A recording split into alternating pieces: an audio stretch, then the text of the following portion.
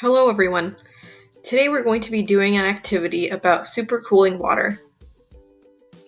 Supercooling lowers the temperature of a liquid below its freezing point without the liquid turning into a solid.